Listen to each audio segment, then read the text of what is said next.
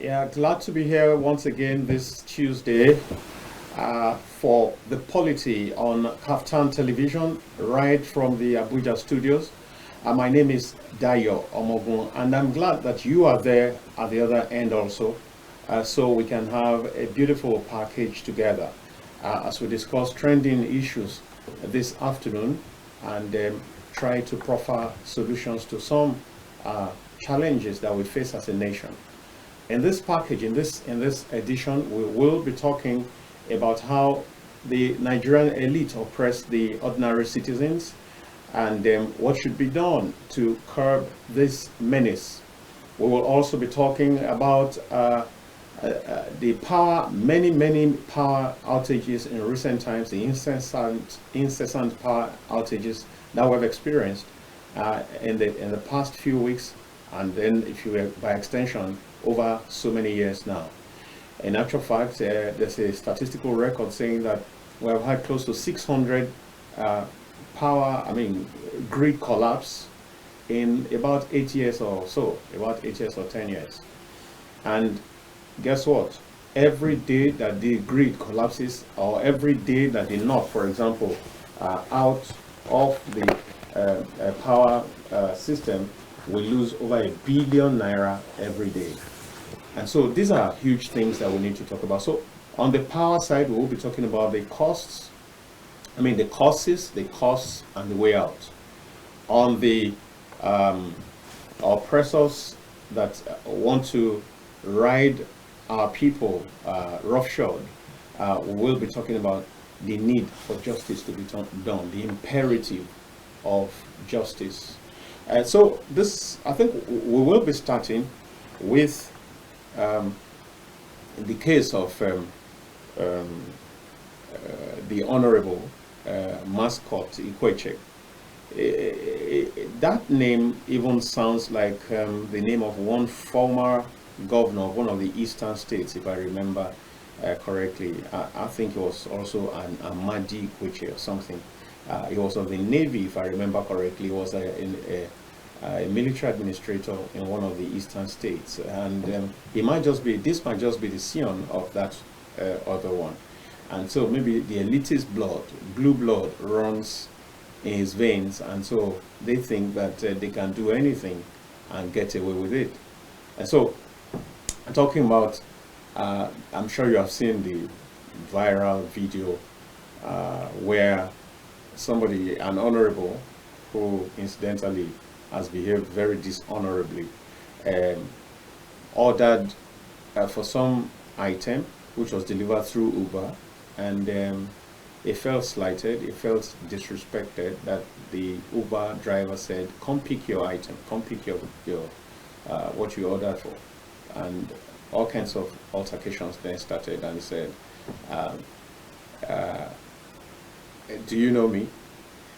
And maybe somebody's wondering, who exactly am I talking with? I'm talking with my guest, Dr. Suleiman Abdullahi. Is a regular here, and he is a leadership and security consultant, and together we will be doing this afternoon.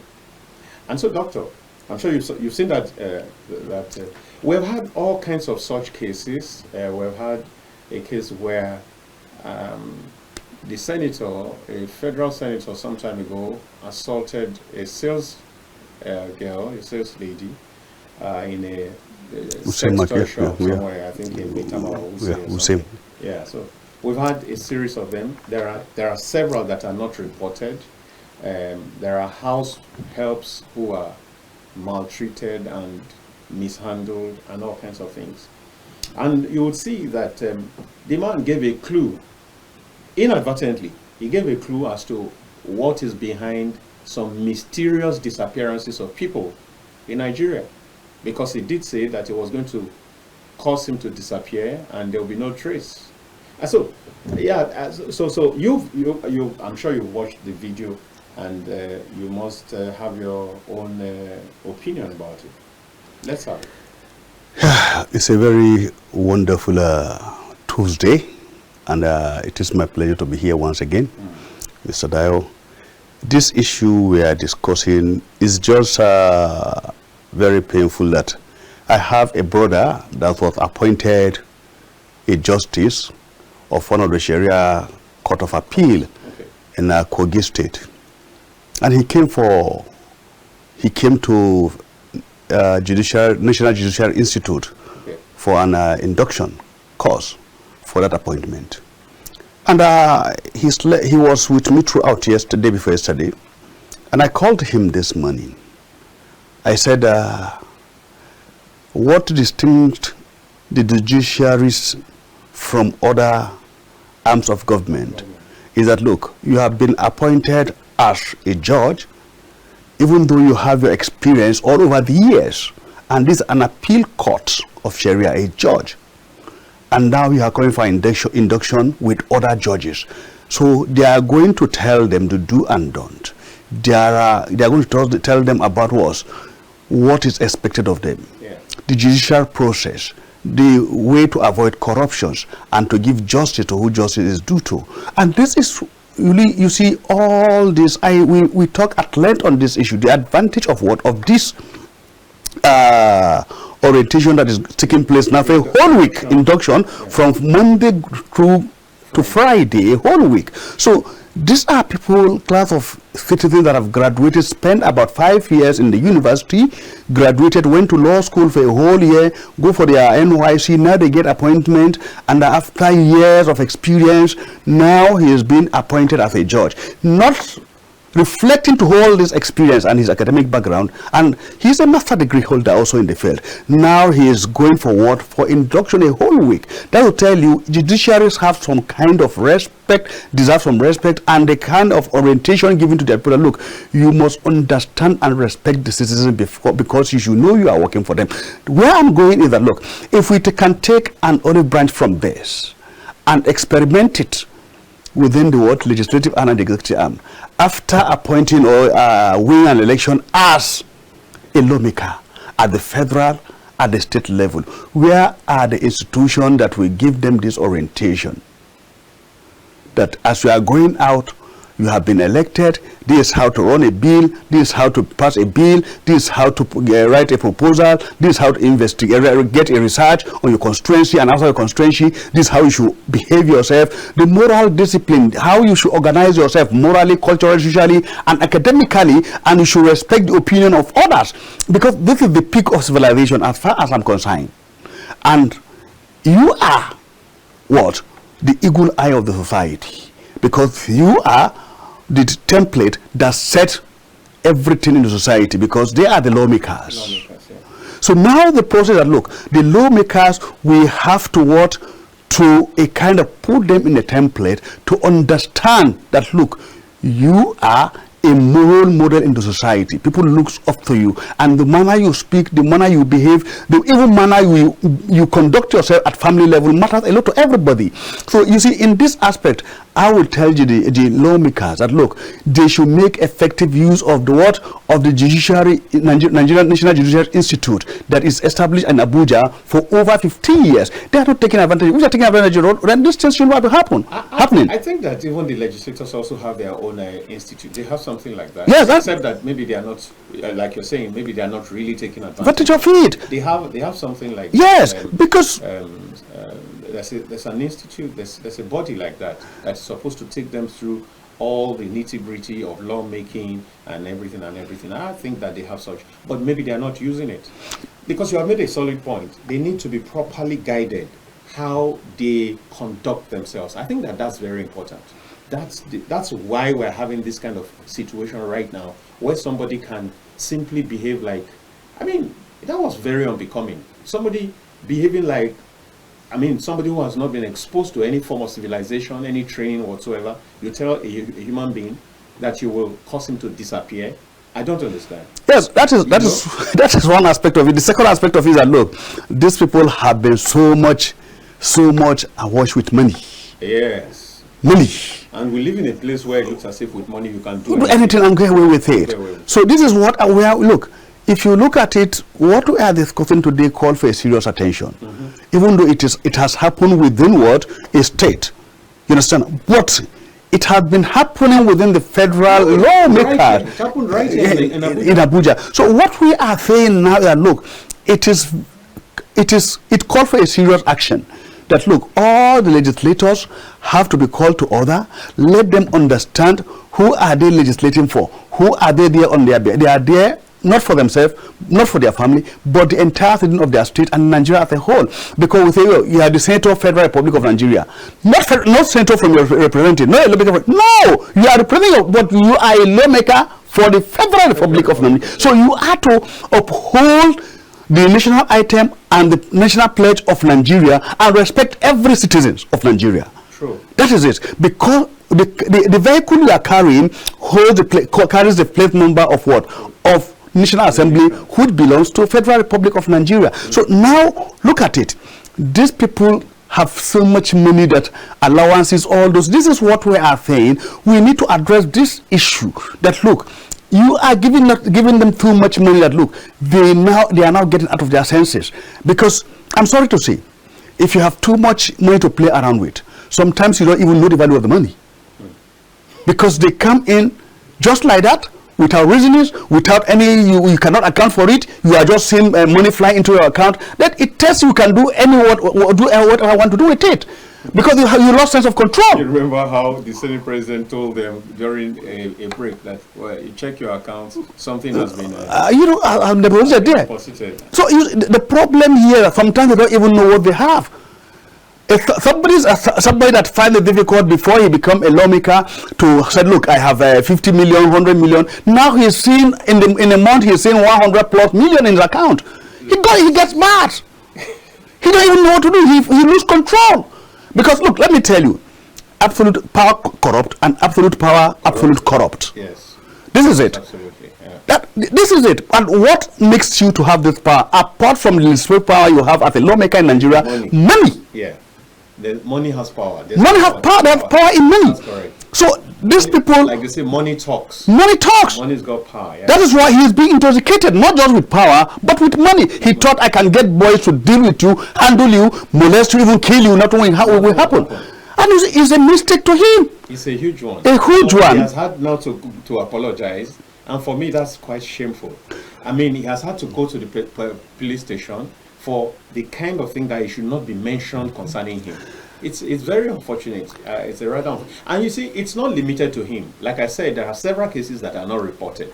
There are several cases that happen on the roads. People are driving and having some disagreement, and somebody just comes down and deals the other person some slaps and goes away and says, "Do you know me?" You know, we must begin to deconstruct and I mean, bring down those strongholds. We need to pull down those strongholds of "Do you know me?" Because everybody is somebody. Everybody is somebody, and everybody has rights. We have rights as enshrined in the Nigerian Constitution. So I think that it's important that this particular case is not swept under the carpet. I think that something needs to really be done, and everybody must see that something has been done. An example must be made of this so that it does not continue. We can't you see, I think measures have been put in place to address this issue so that it will serve as a deterrent to others. Very important. Let me tell you one thing that I noticed in his apology. I'll put a question mark. Okay. Why? It is because it has come to the public domain. That is why we say, look, he's apologizing. If it will have open, it's a closed issue without anybody knowing, and this Uber man, you know, nobody will ever think about it, will not apologize. Never. You understand? You will believe that, look, I have the money to cover all these issues, yes, and step it up and follow it up bit by bit to the end of it without anybody knowing about it, and it goes with it. So now that is why I said, look, I'm putting a question mark to this apology. That is number one. Number two, if he's being sincere with himself and the apology comes out naturally that he's apologizing, we Nigerians are good in forgiving. Yeah. And we'll look at it that, look, yes, man in his own nature, his mistakes, yes, but when mistakes are being committed and he follow up with apology, and he came to his saying, look, really I've done what is not expected of me as one of the leaders of this constituency or this legislative arms, and I'm representing the youth at this time that we are clamoring for you to take over leadership of governance at this central stage. So you look at it and look at how they are behaving, and this is an insult also, and very serious stain to the concept or theory of you taking over the saddle of leadership in Nigeria, because this is what youth have been clamoring for. So how can you now hand over the saddle of leadership at the central at very sensitive post to issues of this nature? So what I'm saying, we have to look critically here that the lawmaker Alex Ekweti have actually apologized, and he said he is going to follow it up and cooperate with the police and make himself available for all questioning and other things. And if you look at it, he said, look, after this issue, he is going to follow it up within his constituency for kind of a kind of mobilization to sensitize people on respect, have a dignity for the all those promises. So if actually he has strategy to put in place and have a blueprint for it, he's going to follow it up with an action. So the apology will not start just in right now in the papers or the medias or saying it end there. But if we look at it, he follow it up with action. I'm telling you, with this, we say, look, he even deserves a higher position than this, and we'll be saying no. Nigerians have a very forgiving spirit, but there are things that we must all learn from that driver, and that's the place of education. Somebody else would have passed through that and just accepted that, well, he's wrong, because he doesn't know his right from his left. He will think that, as a big man, I should have taken this thing to him and all that. He would not have seen it, because you see, the beginning of solving a problem is the ability to identify that it's a problem. It's when you identify there's a problem here, that's when you begin to look for solutions. But there are people who have lived with problems and it has become second nature. They don't even know that anything is wrong with it. But this particular one was very enlightened. It was exposed. He knew that, no, my right, I do not even have to go down and go and give this item to the person. The person ought to come and get it. That's one. Two, that I think that we need to learn from this man is the fact that we must have the capacity to stand up for our rights. You see, several times where he answered back. The man answered back and said, "Okay, so you are slapping me." He was committing him. Yes. He was trying to get evidence. He was trying to make him answer, and the man fell into all that trap. He said, "So you have slapped? Are you trying to slap me?" He said, "Yes." You have slapped me 3 times. He said, "No, 2, but I'll give you the 3rd one if you are not careful." So that got him. He got him in a spot, and this guy was recording the thing very discreetly and skillfully. I think that every Nigerian must learn from that episode. I think that our phones must not just be for taking photos. I mean, idle photos and selfies. I think that those are occasions when those things need, because even if he had done anything beyond that, the information was already in the cyberspace, and something in a proper country, something would still have been done.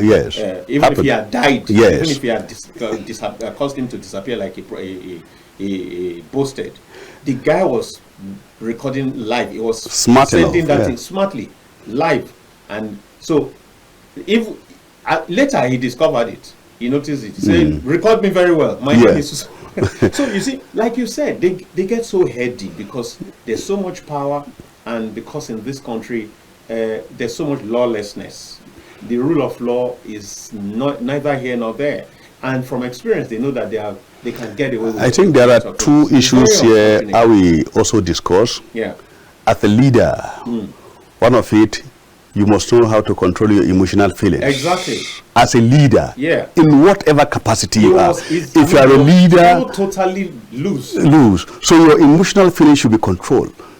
You should have control over your emotional feelings, because if you allow it to be used, you carry it away, you commit a suicide. You go on a suicide mission, kill somebody, and at the end of the final killing yourself completely and damaging the reputation of your family. And that's what happened. That's what happened. And entrapped himself. Very good. Then secondly, if you look at it, this is a very clear signal to every Nigerian that don't look at somebody and say, "You common driver." Exactly. Most of these Uber driver today you are seeing are degree holders, even master and PhD holders. You understand now? They will feel that, look. Don't forget, some of them are not full-time Uber drivers. Uber drivers, augment their way, a source of living.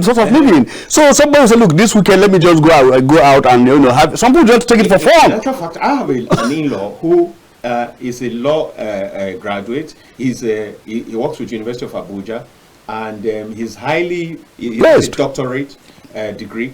But I remember that some time ago, he would close from the office and go and do Uber for some time, maybe 1 hour or two, just to get some extra cash. And then the law also allows them to practice. Yes. So he also does 1 or 2, practice this. So because people, there are targets they have. So don't think, oh, just a driver. No, it's so wrong. It's so wrong to look down on anybody. One thing also, I would like all those in the helm of affairs to look at saddled with one responsibility or the other, leadership at national, state, and local government level. Look, you should know that you are carrying a flag representing a particular group of individuals, people. That's it. You should understand that your conduct matters a lot, that you are speaking on behalf of those people. I used to mention in this studio, look, our cultural heritage, our social social package from our family, our traditional practice, then our education, where we say we have graduated for. Our degree said we have found you not to be one thing academically and in character. All these things are there in learning and in character. Yeah. So if we both all these things together, you're supposed to be a refined product that is what to represent even this decision at any level, internationally. Yeah. But if you are behaving this way, then that shows your university won't call and withdraw your certificate. Yeah, exactly. Because I want this thing to happen in Nigerian university. Again, universities, a university that produced that man, they can't be proud of that. Yes, that's what I'm saying. That look, the NUC now should make it a mandatory that look, anybody after graduation that you misbehave out of immoral indiscipline or any of this conduct that have no any moral justification academically or in character, they should withdraw that certificate and call you back. You are no longer a product. But it's not all about learning. How do you interpret what you have learned into practice? How do you use it in relating to others, human being? Because the essence of education is to make you a civilized human being, to actually perfect yourself among other citizens and to show a good example. That's what it is. That's what it is. Doctor, we're going to have to go on a break, and dear viewer, get ready so that you can be a part of this show. When we get back from this break, we will open the phone line so that we can have your own contribution. And it's very crucial to make the program full, to make it complete. And so, right after this break, the Polity from KAFTAN Television, the Abuja studios. And I hope that you're having a great time out there, just like we are in the studio. We've been talking about the incident that happened between the honorable member of the House of Representatives and the Uber driver, where the man treated him with such disrespect. The honorable member treated the driver with so much disrespect and so much disdain, and it's been condemned everywhere this country, and I think it's deserving of such condemnation. But much more than that, I am looking forward to seeing some action from the judiciary, or at least some level of compensation. I hope that people will begin to know, people in high places will begin to know that it's not there are some citizens that are Davids that can bring down Goliaths. Yes. This is the case of a David, messing up a Goliath. Yeah, yes. And so we need to be careful. Don't look down on people. Don't think that because you are an honorable member or a senator. And it's got so much, the excitement, the anger, the pride, the ego got so much of him that at a point he said, I'm a senator of the Federal Republic. It's not that he forgot that. Yeah, this is what, yes. He just wanted to brag. He just wanted to impress upon the man and cause him to be intimidated. But the man stood his ground. He wasn't intimidated. Yes. He was measured in his responses. I think there's a whole lot to learn from that guy. Yes. Mr. If you look at this incident that have just happened, is that these are the people that deserve your sympathy, that deserve your kindness, your good gesture. You speak with him with love, care, so that he can speak on your behalf when you are looking for your next election, because you fall back to the electorate. And this is it's from them. And he's a driver. Most of the drivers have interaction with what? With their passengers. And they will tell you, I've come encounter with so person. This is the way he's a good person. This is how he has behaved. You understand now? And you don't know who you'll be talking to. You'll be talking with. That's one aspect of it. The other aspect of it to resolve this issue is that, look, I don't know how many times have the lawmakers, both the upper chamber and the lower chamber, have undergone some kind of training or workshop with leadership and strategic workshop on legislative act, presidential bill, writing of bill, because you have newcomers coming in every 4 years. So how do you give orientation to those people? Did they learn through the file and ranking? Just learn as an apprentice? You understand now? No. What we should have some institutions that partner with legislators, legislative arms, that look, the moment you are coming, the first 1 week, 2 weeks, you are moving from one institution to the other. But if if they are not what they've taught, what they've been taught, that there should be a serious disciplinary action. That's why you see some lawmakers fighting in their chambers. It's funny. Nigeria, some people have said Nigeria is a nation without consequence. You could do anything and get away with it. If civil society are fighting men battling their women in the house, within family level. So at this international level, what will?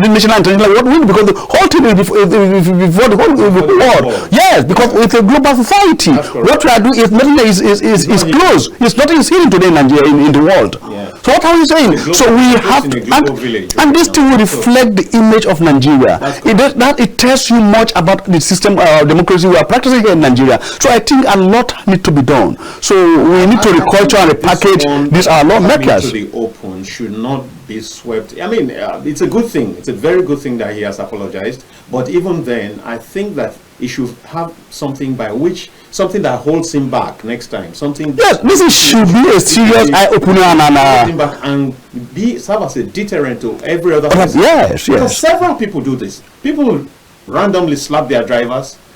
People housemaids slap their housemates. In fact, younger children, disrespect housemates who are fit to be their mothers, who are fit to be their aunties, and so on and so forth. It runs through the whole gamut of society. And so, it's so easy for people to point fingers at Ikweche right now. But in your own corner, are you not also finally, I asked one question, very funny one, Mr. Dayo. Have you ever seen a lion fighting with an elephant in the jungle? The answer is no. I have never seen a tiger fighting with a lion. Why would this lawmaker go and slap a son or slap a journalist? You understand now? Or a general and tell him, you know who I am? Then they will get a report. He's not back. Especially go and slap a general. You understand now? So let's see what. Not even tell a general, please. Whatever you see me go slap and say, I will tell you what will happen. So Nigeria will be ready to sign you down in the media and everything. I wash you, and you find the people coming out immediately with the. You see, you go to fight a rat that needs your sympathy. You are confirming. You called him a rat. And you say you called him a rat because if you look at it. So we come like his uncle. We all need. This is not even just about Ikweche. Many of these kind of things happen regularly, randomly in homes. Yes. Housemates, whether there are drivers, whether there are cleaners, and so even in workplaces. In restaurants. In restaurants, you see, in banks, you see them losing their temper and insulting by. No. We need orientation. Example of this. I think that if the judiciary can make an example of this, it will really send the right signals to the right quarters, and the right things will be done. But Justice should give it. He has really apologized. Yes, he has. Yes. But you see, the apology does not take back. The man said he's sick, that he hit him on the chest severally, which is true, and then he dealt him some slaps. So what? How does? No. That will call for compensation. You understand now? That is because it's a public assault on him, on his person. Yes. So that he will rein in him. Because publicly have reduced his humanity. He have delayed the humanity. Yes. So you need some compensation. Something's got to be done. Yes. Yeah. So dear viewers, please do call in. 08029938365 is still the number.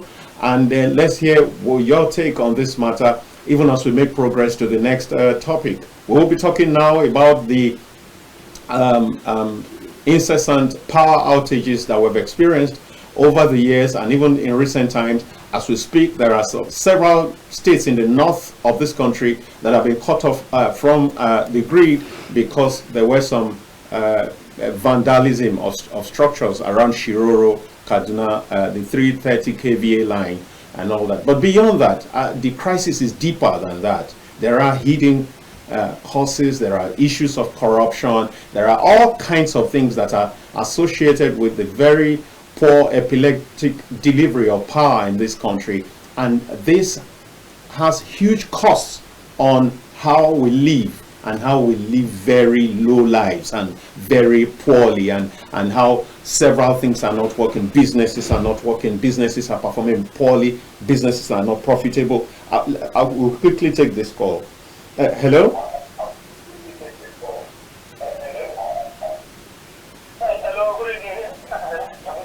Incidentally, it's afternoon in Abuja. Is it evening where you're calling from? That's just a joke. Let's have your name and where you're calling from.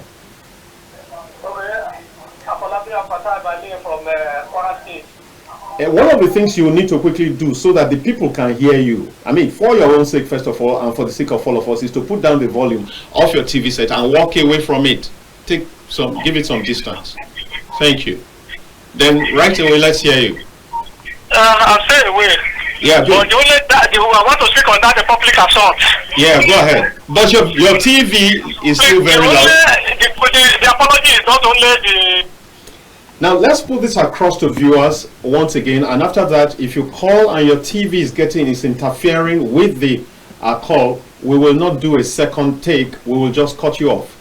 Because we need to maximize the time, and we need quality communication so that people can hear you properly and everybody's health is preserved. When these things ricochet that way, reverberate that way, they also have an effect on some of our people in the production team. So we need to let this out so that you know how serious the matter is. Ground rule number 1, walk away from your TV. Ground rule number 2, put down the volume of your TV set. Ground rule number 3, please, if you have something that's quite long so that you don't have to ramble, put down the major points, and then so you can talk around those those headers so that you can flow properly. Thank you very much. The number remains 08029938365. So we talk about power now. Just within this month, if I'm correct, I think that we have had about 3 or so national grid collapses, and beyond that, in addition to that, the recent vandalization of the 330 kV line between Shiroro and Kaduna, which has left several parts of the north in darkness for days now. And even though government has expressed concern and all that, and they're saying they're on top of it, the transmission company of Nigeria has said that they are already mobilizing their engineers to go fix it, but they have issues because in that particular jurisdiction there is a whole lot of issues of insecurity. There are clusters, so to say, of bandits around there, and so they've already arranged with the National Security Advisor to provide security cover, which is coming through the Nigerian Army and the Nigerian Air Force to ensure that they do not lose manpower in the course of repairing those structures. But beyond that, I'm sure that there are several other things you want to bring to the table so that we can have a proper understanding of the problem. Like I said before, unless you get a proper definition of the problem, unless there's proper diagnosis, no doctor goes ahead to just give drugs or prescribe drugs or treatment, any course of treatment without first of all a proper diagnosis. So why are we in this place? You see, before I address this issue of power, one issue we need to address in Nigeria, even from family level, we should not give room excuses for failure. we are found of giving excuse for what? For failure. If you have failed, you have failed. If you are not apologizing, keep quiet and let's address the issue. You said insecurity. Is there any security anywhere in Nigeria? We are just trying to say that, look, people maintain law and orders, and we uphold the integrity of this country, the sovereignty of this nation, and the security of life and property. What are you saying? If you as a minister, you are not up and doing, you don't have you don't look at your mandate, your portfolio, you don't know where to start from and how to go about it, and you are giving excuse, that tells about your person. That tells about your incompetency. That tells that, look, you are not in this generation, because we are talking a generation of AI, artificial intelligence, where people works perfectly without giving excuse. So if you look at it in the power sector, after privatizing the power sector, you ask a lot of questions. What have we gained out of it? You look at the pros and the cons. It's over now 15 years. Have we made any gain out of it? Have we have any improvement? Our source of energy generation remain the same.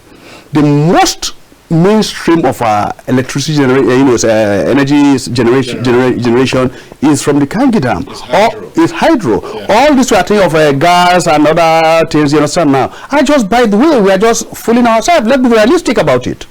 If we have other source from the gas and other, technological aspect of it, understand now, that could give us more electricity, we should have been talking of 10,000 megawatt by now.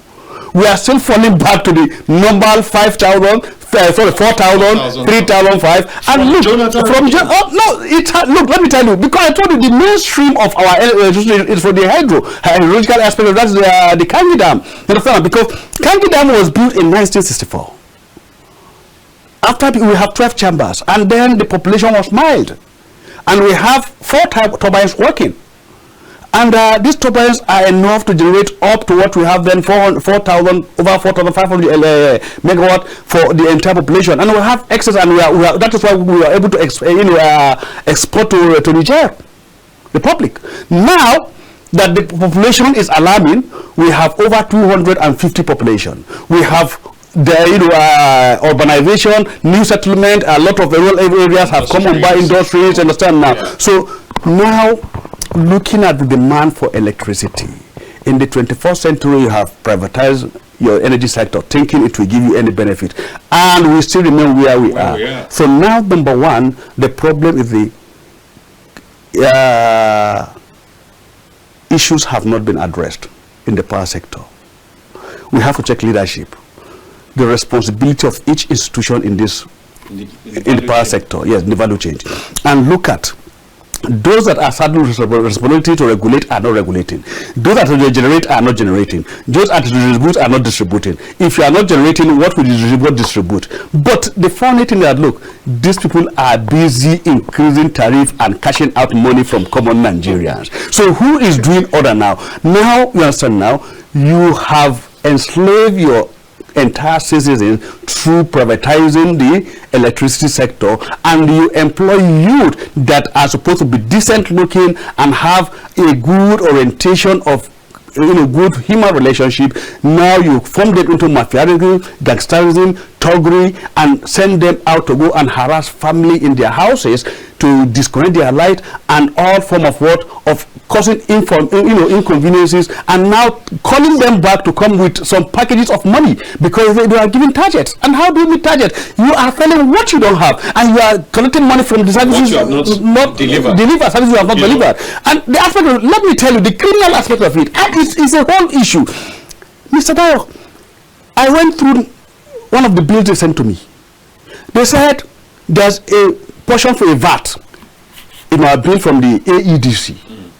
They said VAT is about 10% or 15% thereabout. So now, question number one, you are not subsidizing electricity, but you are adding VAT into electricity. Now again, this VAT they are collecting is federal inland revenue collecting this VAT from AEDC. No, definitely. If then, every agency that collects on behalf of the government is called a vatable agent, and vatable agent, this remit to no, not to remit. How and when? That's one. There is a huge corruption in everywhere. Let me tell you. I said, can federal inland revenue come and say this is what we have collected as far as VAT is concerned from this sector? But if it is no, then a serious audit should be called upon to audit all the activities, what is accrued to the federal government as far as VAT is concerned. You understand now?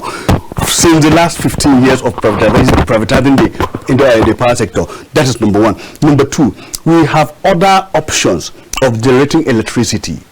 We have what we call wind turbines. Why are we not taking advantage of the wind turbines? We have what we call solar farms, solar energy, and this part of the world we have a long period of sunlight all over the 3 days. So from 7 o'clock to 7 o'clock you have sunlight that enough to power all your panels, but we're not taking advantage of it. And you see, we have small dams across Nigerians that you can fix in small turbines to generate 50, 100, 500 megawatt electricity that will bring electricity into a main national grid. That will you generate. These people are not doing it. They are just there collecting money for nothing, and they are not doing nothing. And let me tell you, electricity is the bedrock of the industrialization, because small and medium enterprises rely heavily on energy. On this sector. So if you are not supplying, what are you saying? Most small industries production takes place within the family cycle. We are talking of unemployment. Families can come together and think of how to produce small things and package it, then put it in the refrigerator, or use your warmer to warm it or bake it and send to the market for sale. But if there's no necessary, how do you do it? And you are talking of a liter of fuel to about 1,120 naira. How will you sustain that business? Every barber shop has to power the two generators. You see, all these things are, look, this is not healthy. I would have expected the honorable minister to be strategic in thinking and to be dynamic in his action, take a very serious pragmatic move as you are appointed as a minister, one, or give yourself take a sensation move, or all the agencies within that sector understand why are they, what is their primary responsibility within the energy sector, and you look at it, then you should know what are you mandating to every sector of it, then what are you expected from them at the end of every year. Then you should know that, look, you are there as the minister of power, what is expected of you from the presidency, from Mr. President, and what are your mandate? If you have not mandate, clear mandate given to you by the presidency, you should have a mandate for yourself, and look, this is what I want to achieve, this is my target, I'm going to be proactive. By the time I'm leaving as a minister of power, this is going to be my legacy. Now all these things are not there. If all these things are not in place, and you have no working instrument, you are not working template, you are not being guided by any instrument, then how will you achieve? It will continue to be where we are yesterday, and we are there today, and we'll be there tomorrow. That's rather unfortunate. It has become a very useful tool for campaigns. There a pre-election, this power matter. Everybody says in the 2014-2015 years when Buhari and Jonathan were campaigning, I remember clearly that the APC did promise that by 2018, if I remember correctly, that we will have a minimum of 10,000 megawatts.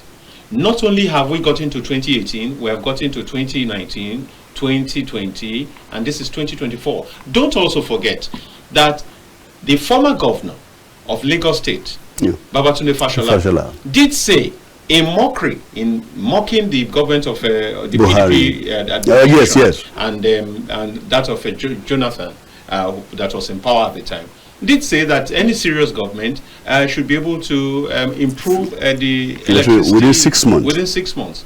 And so many times I sit back and try to walk around my head whether Fashola's 6 months has now elapsed or not. Incidentally, as God would have it, not only did they get into power, he himself was saddled with the Ministry of Power And so many times I am thinking, is Fashola 6 months? Has it expired? Or is it still ongoing? Because you see, that's why we need to be very careful how we criticize governments, particularly if we're politicians and we're seeking for power. God, I mean, quote unquote, God gave them power in 2015. Not only that, God gave him that particular ministry where he had said any serious government that, I mean, should be able to make a difference in 6 months. Now, today, maybe this is the 3rd month of Fashola in office. Because he should sit back sometime, he should apologize for that kind of statement. We need to begin to have, I mean, there should be consequences, like you have also emphasized in the course of your talk. I don't understand how people can talk so glibly and so without any remorse, without any sense of, I didn't know that things were this serious. I didn't know. At least he had first-hand experience. So I'm saying that I think that the issue of power has greater, deeper, because what was the whole essence of the privatization? What was the whole essence of it? Yes. Nothing has come out of it. Yes. It's 0,000. It was this same Ajaero, who is now president of NLC, yes, who took Jonathan, who held him by the jugular. He was president of the electricity workers at that time. And they paid them off, and they insisted that they must be retained again. So they made a huge sum. In fact, proceeds of the privatization were almost entirely spent on the labor. Now, as we speak, nothing has come of it. I think that, see, there were companies that these things were handed over to. If they are not performing, those companies need to be held accountable. Good. We have a clause in the legal framework that this contract of privatizing the power sector will be reviewed after 10 years. That is what we expect Fashola as a lawyer to have done, to look at it. Look, you have not been performing for the last 10 years, within the last 10 years. So now we need to take back our things and let's see how we can manage it ourselves. Because I don't see the logic, the sense in it, that after selling, privatizing, then you are now creating, you have rural electrification, and you have a budget. You budget for them.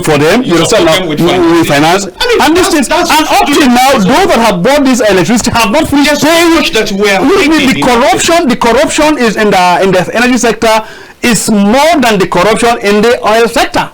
Oh my God. You understand now? Let me tell you, every year, the moment we enter rainy season, you see they increase the tariff, the electricity tariff, because they are supplying more, they have more energy to higher. Yeah, why? Because the tide, the water level is higher. Yeah. Then the turbines are working at optimal level. And if you look at during the rainy season, most offices don't use ACs, and they off their fridge. In many places. Most of you don't say so cold. Yeah, it's friendly. Yes. At homes, when you leave for your office or businesses, you off all your appliances. Then they have a lot of energy to turn around with. That is why during this you see energy all over. They say, look, we have increased from 4,000 megawatt to 5,000, 6,000. It's completely false, fake. But the moment we approach December, January, February, you see us going back again because the demand is high. Most offices now need electricity. They need cold water. You understand, now to be able to live comfortably in their offices. Now, even to power their engines and everything. So you see, it's a problem. So we are not being realistic here. So the Honorable Minister, I will say, look, he's lucky he's not been knocked out of his office by the Ministry of Reshufflement. He's been lucky because, let me do the same with you, he has to go back and look at it where that needs to be addressed. This one aspect of it.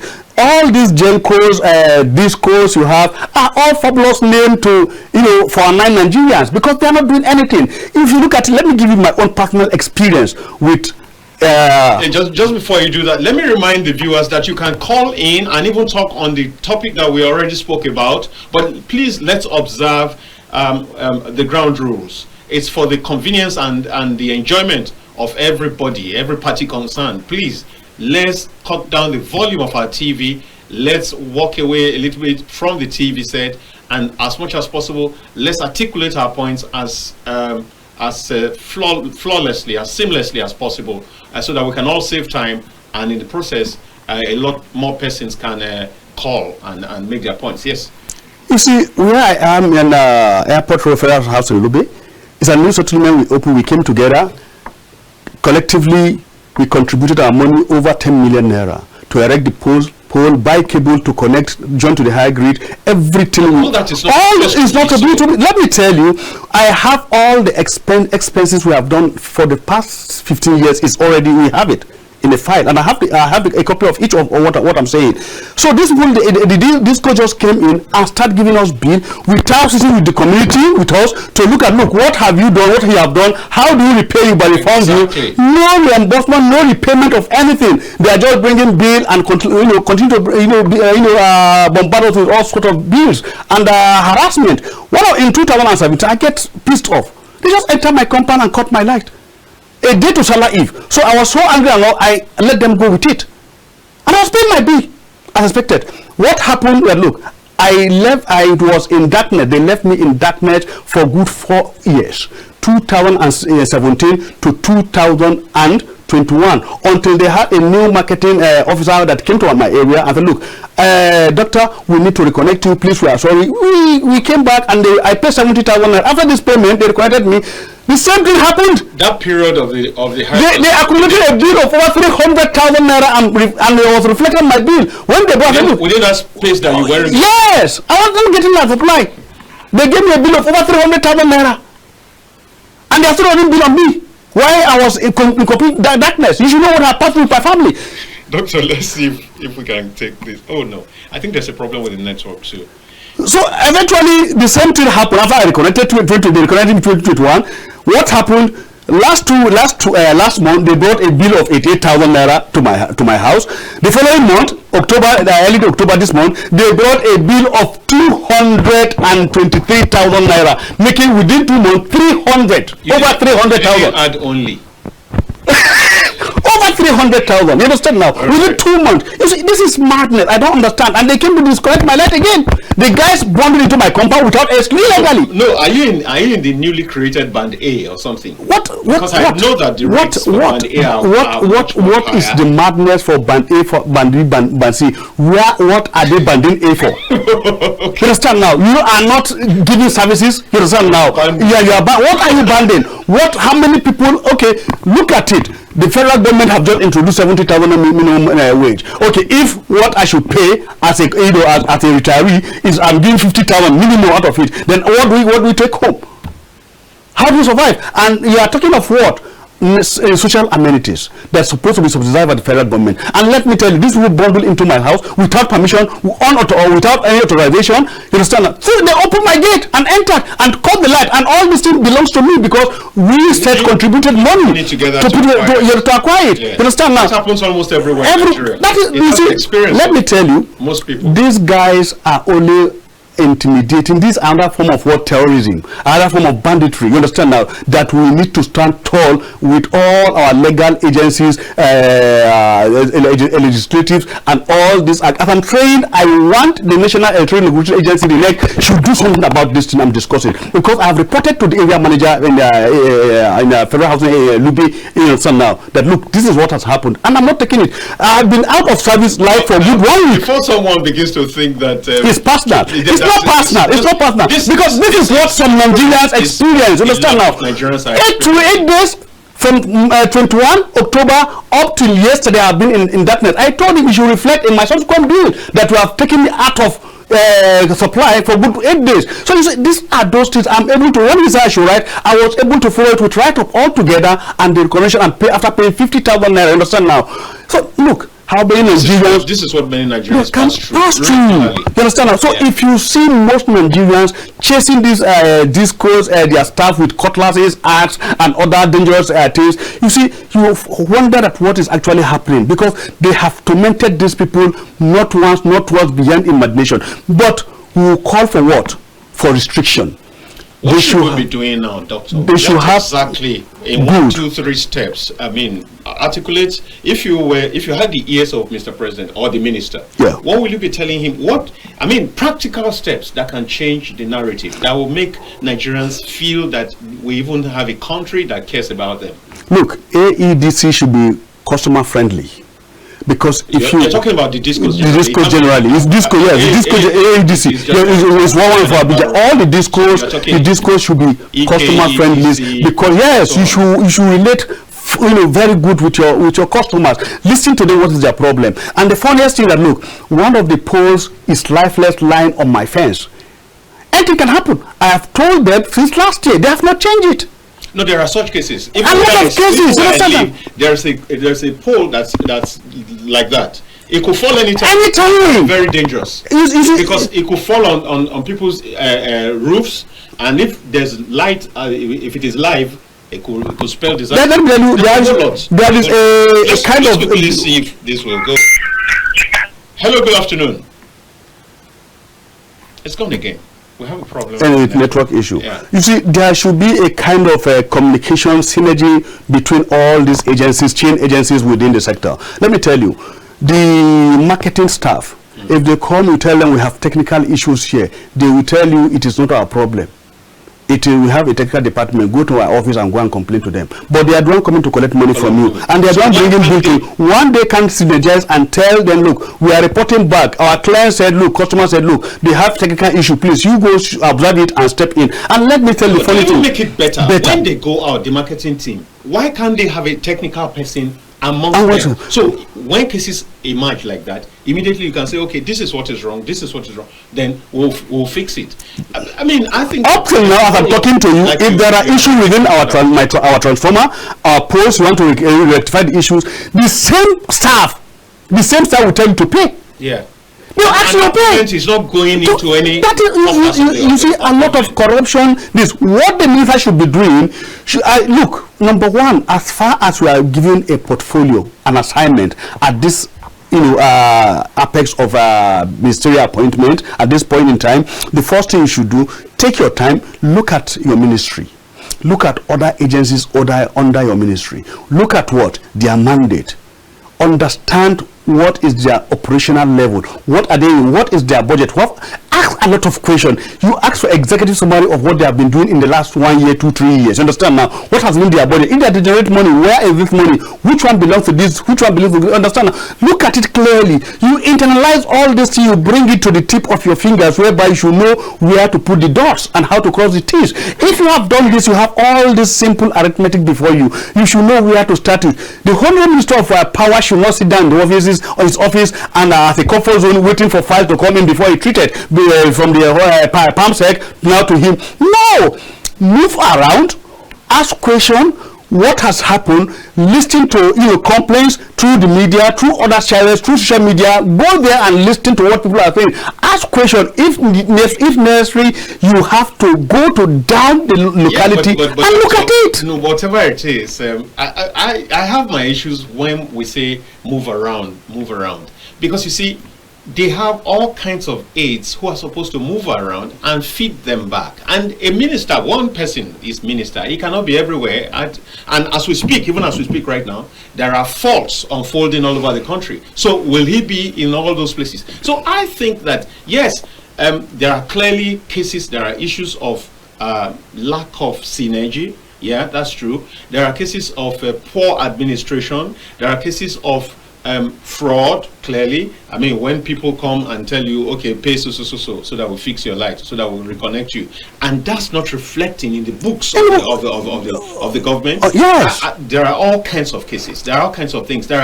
are sabotage cases. We have vandalism everywhere. And I think that, like you said, the person has to sit down and devise a holistic program of solutions and run with them. Because, I mean, look at South Africa has 40 million population, if I recall, or maybe about 50 or 50 something. 56 now, right now. Yes, and yet they have 40,000 megawatts of power. 40,000 megawatts for 50 something million people. Yes, and we have 200 and over 250.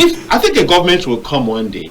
I think I would like to have a government one day that says, see, the first 3 years of our government, we're not doing anything else apart from electricity.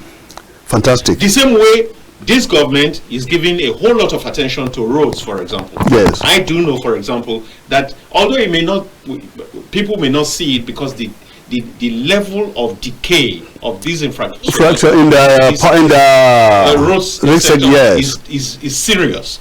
So, but a whole lot, including coastal roads, legacy projects yes. doing Sokoto. Before I go to the Abuja, Lagos, and Kanu, Abuja Road, there's a whole lot that is being done on that yes. Ministerial corridor. So I'm saying there has to be a government that will prioritize electricity that way. A government that comes with the mindset that it's an emergency in this sector. If that's all I get, if that's all I do, and then I'm able to also pay salaries and provide security for farmers to farm, I would have done my job. I think we need to get to that point where government settles down and say we have 2-point agenda or 3-point agenda. Yes. It's power, and after that, we ensure there's security for people to go to their businesses so there can be food and all that. But we want power to the point where we can move from these 4 megawatts to like 20,000 megawatts. You see, 4,000 to 20 megawatts. You see, the issue here, look, number one, if you want to address this issue, I could remember one of those fellas' songs. He said, it's paddy government.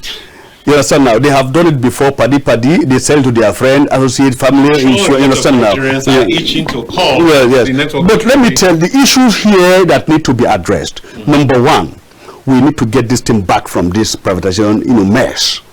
The government should take its property back, get the property of Nigerian citizens back, and look at it holistically and have a kind of total overhauling as far as the energy sector is concerned. That is number one. Sense. Then number two, I have said it, the Nigerian Bar Association are not living up to expectation. As a legal body at that apex, they're supposed to look at the legal framework of this privatization of the energy sector and come out to look, we are totally against it in the interest of Nigeria. Then about 3 or 4 years back, I interviewed Dr. Sam Amadi. Yes. Dr. Sam Amadi. Yes. And he said exactly some things like this. Because you remember he was also chairman of Nigeria Electricity Regulatory Commission at the point in time. Yes. And they, I think, midwifed this very privatization thing. But he said he raised a whole lot of issues at the time. He was against how, for example, almost all the money was spent on labor. And you know how very straightforwardly the man speaks. He said, look, these discos, they didn't have sufficient money to run it. This is multi-billion naira project. But the government, things were handed over to people to hold for some people. Look. Sorry, Mr. Dayo. They didn't have the let's give a justice to our viewers. These people, all the codes, the gel code, the discos, all of them knew quite well. Look, at a time we call where the government will say, look, we have changed our interest, not prioritizing, we have reviewed all the processes for the last 15 years. You are underperforming, you have performed below 15%, we don't want you. Well, that is why they are more interested in getting people to get them money as much as they can. And that is why this money they are getting, the moment we are talking like this, you see them going to block, allegedly blocking some areas, bribing some people to have their own way to coordinate to mess up with the energy sector. And the funny thing is that, look, the government is taking this issue lightly because this is the bedrock of what? Of civilization, electricity, the bedrock of industrialization, the bedrock of socialization. Anything you are thinking, energy sector, your education sector, the health sector needs energy. Without energy, you cannot power anything. How can you take as a doctor? Can you undergo a surgery successfully in the theater without electricity? If you are depending on energy on your generator, it can fail. There can be mechanical failure. But what are we saying? Look, let me tell you. Now in this era, at this age, how will you like the community of nations will respect you and respect your foreign policy if Nigeria, with population of over 250, is still battling with 4,000 megawatts, and you say you are privatized? Then what is that nonsense, or what is that privatization? Who are those there? How do you settle up this issue? If you look at it, Mr. Dayo, please, let's be realistic and let's give a justice to this one. Our civil society, this is a serious life issue that they need to take holistically and address until they get results for it. That is number one. We have organization of experts, professional in this sector. What have they been doing? You understand now? Everybody have to put some synergy together to fight and get this thing out of this whole mess, to bring it to the limelight. Look, we are ripe for a nation that we should be able to be proud of. 50,000 megawatts. You know, very funny enough, when we say we don't have enough, we even supply some countries, and those countries that we supply then have steady power supply, and we who are the suppliers. Thank God we have, yes, we have Federal Ministry of Regional. We have Ministry of Regional Development now. This Ministry of Regional Development should come together. All these regions should have their own electricity generation, network. Okay. Yes. So, but the funniest thing, look, if they generate, they have to key into the national grid, and it goes back to these people that you say you are prioritized to.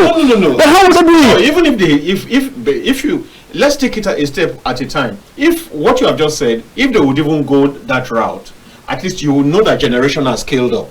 You will now know that what is remaining is transmission and distribution. Good. So, I mean, let's even be sure that it is available. There was a time. We now know that the problem is with transmission or with distribution. The transmission company said the generators are not generating. Yes. That what they have generated. The generating company said we have generated enough, and they are not distributing. Yes, and all the discos are busy getting money from Nigerians. You see, the problem here is that, look, it is a total corruption. One is coming in. Let's see.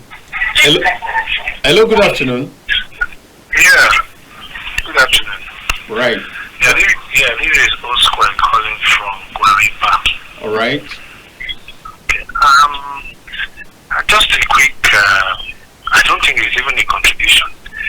Particularly listening to what you both panelists have made, I don't know what else we need to see.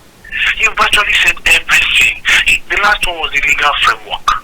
See, there's no agreement without some kind of fulfillment. If you put that in agreement, I mean, you have a responsibility. It's over 10 years. Is there any agreement that will say we don't do review and say you've not met up and we need to do a complete? The word is overhaul to me. It's simple. It's simple that we are deceiving ourselves. We are looking at it. There's nothing I want to add. You've said everything. So what is it I want to say? They told you this. They know this. So why should we now begin to advise those who know, even she, 250 million? Like with 4,000 megawatts. I mean, I don't know how to do it. I mean, it's as if we need to bring these so-called leaders, it's as if they need to be punished for making us look like fools. I remember, not quite long, going to Katsina. See that large farm of the windmills? They are there. Somebody will drive past. You say you are top of the government, you see that, you know what it will give to you, and you will go back, split in the dealer, and not do anything about it. We have so many like that. So where's the problem? Do we need to tell them what to do? We know the hydro plants, we know what they can give. We are creating farmhouse stations here and there. Where is it contributing to? We now come back and say, Gecko, what's it called? The distribution, it's just deception. It's just deception. I don't think anybody wants to say anything new to them. They know what to do. It's as simple as that. For this, we'll continue to stumble in the dark. Because when it comes to making promises during elections, that's when you see some small element of smartness in our leaders. But once it comes to this time, it's time to compensate.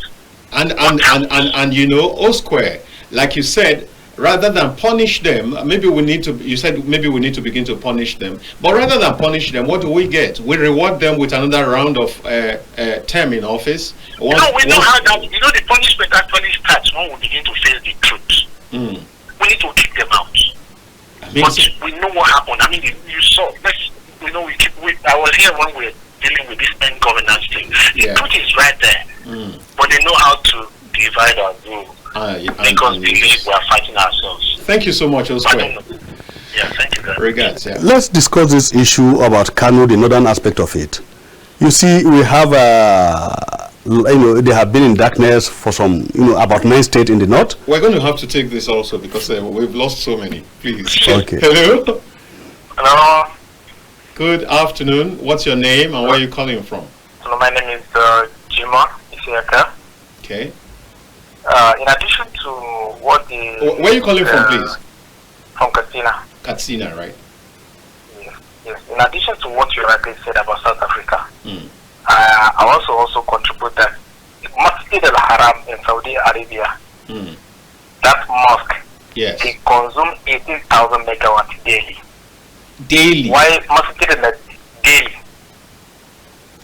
while Masjid al-Nabi in Medina, they consume 10,000 megawatt daily. And the whole Saudi Arabia is taking, they are not more than the population of Jigawa and Kano. Can you imagine that? So imagine a situation whereby we have 200 million plus and we are still generating 4 megawatt. It's a shame. Even our leaders, these are the people who go to Saudi Arabia frequently. At least see all that. Country, and see something which you can bring to your own country and develop your own country as well. I used to tell, when I went to Saudi Arabia, I used to tell people that there's a lot of things that we don't need to pray to God. It's not the responsibility of God to do it for us. It's our own responsibility to do it by ourselves. In Saudi Arabia, you cannot be looking for somebody who is doing business. You can't pray to God that, may God make this never to. Exactly. That's prayers that don't make sense as far as I'm concerned. Doesn't make sense. That kind of prayer does not exist. It's not something you will pray to God to. It's something that you yourself think of it. Okay, how can I fix this situation? Let my people enjoy.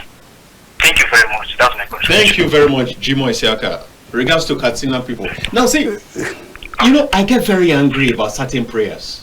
And that's why you find out some people who will be praying and jumping and sweating in Nigeria, they leave Nigerian shores and travel abroad, and they are no longer prayer warriors or prayer champions, because the things to pray about are limited.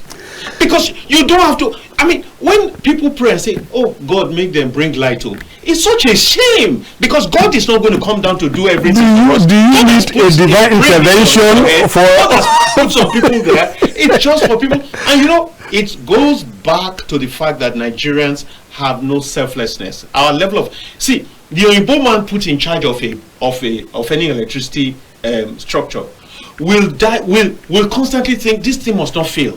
If this thing fails, several people will chill. I mean, they will not have warmers. These people, they will not be able to cook. They will not be able to grind anything with their grinding machines. They will not be able to power this. Schools will go. They have that. There's that.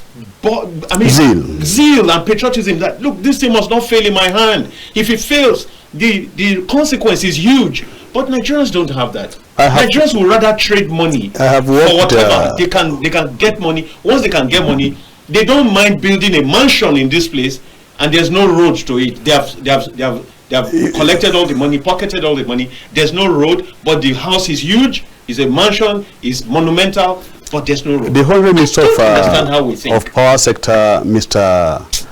Adebisi Adelabu, said in the next 5 days there will be light in the north. Even after connecting that 33.3 kV, 330 kV, where would they get the supply to supply the whole north? What are they generating?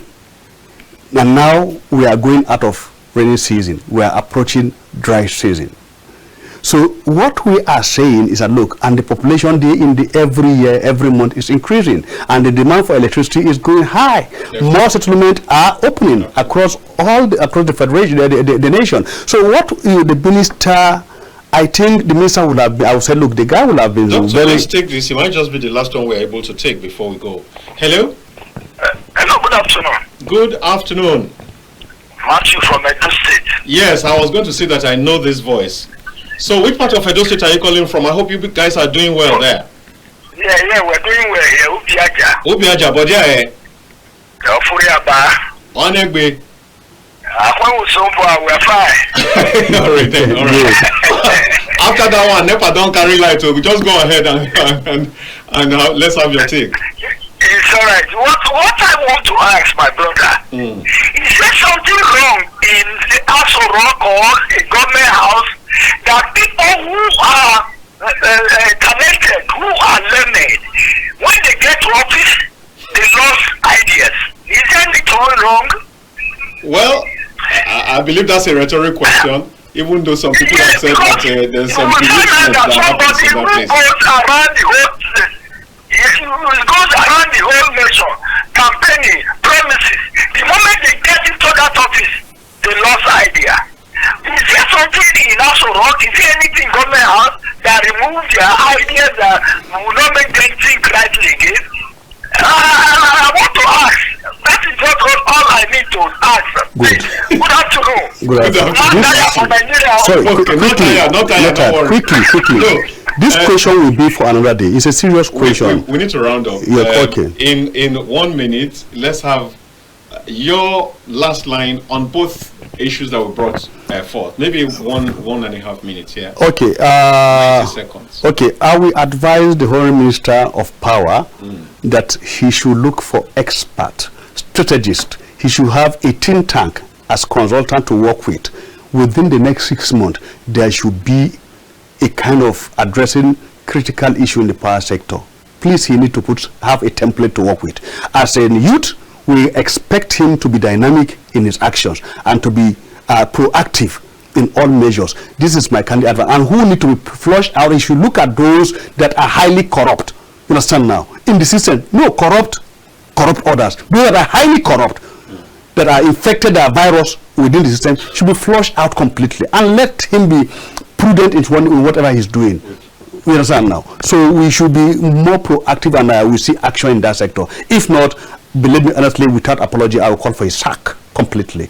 That is it. Looking at the lawmaker, I think we have to temper justice with mercy. If he have really apologized and he's been remorseful and he follow it with actions to tell Nigerians, look, I'm sorry, it will not happen again, and he goes into the street and campaign for what? For respect for fellow citizens, respect for their dignities, and have a kind of workshop for them, and incentive, and also to apologize to the man publicly, and have not to stop him from getting a media man to have a whole page in the middle of the national daily, 300 dailies, and 2 television station, and say, look, and appear, say, look, I'm sorry, it will not happen again. Yes, and this should be a deterrent for whatever it is. I'm ready to give him the compensating. I will discuss one-on-one with him and apologize to him. It should be between him and the guy, and he resolve everything. It's over, because this is Nigeria, and we are blacks, and we are cultured, and we have respect for values and tradition, and we take excuse for errors. Thank you very much. Right, so, well, the thing is, whatever he's going to do to compensate that guy has to be in the public domain. That's the only way we can let go, because I really think that we should sink our teeth into this one, so that some sense can be transmitted across board. Because see, we're talking about millions of cases, and on a daily basis. Well, it's just because this one came into the public domain, and because the guy stood his ground, because he has an understanding that he has rights, he's entitled to some dignity, and he was ready to stand for it, and then he had technology to back it up. Yes. He had technology to back it up, and he was skillful at using it. Yes. There are several of us who probably will be in such a situation. You can't make a call. In that setting. But you needed to be skillful to use what you have to reach the world and say, look, this is what I'm facing. And he was very effective in doing that. So whatever he has to do as compensation has to be in the public domain. That's my point for the senator. And everybody who is slapping their housemates, who the children even slap housemates. Yes. Children. They throw truth at them. I mean, rubbish to yes, to them and all that. So mess up the floor and tell them, the same thing. Come on, mop it, come and do that. Still the same thing. I mean, we see. I mean, in actual fact, it was extending to police officers who carry bag for their bosses' wives when they go to markets. It had to be stopped. Yes. The police high command had to give instructions that that's not your work. But because of the small stipends, small things that the police people get, they like to do it also. So, and that's talking about poverty. Yes. So that's one. And on the other side, on the power sector, Minister, we can't say anything much more than has been said. Please give us light. We can't be talking about 4,000 megawatts. No. I think we most of issues that have related to the energy sector, Nigerians should be forming clusters to take them to the court. At this point now, we must go. And I must say thank you to you, Doctor. Thank you very much. Thank you to the producer of this program and to the production team. Always very wonderful, very supportive, wonderful, creative. Thank you very much. And I say thank you to all the viewers who have stayed faithful to KAFTAN TV, even to Polity. Tomorrow is another day. Stay tuned and tell others about it. We are out now.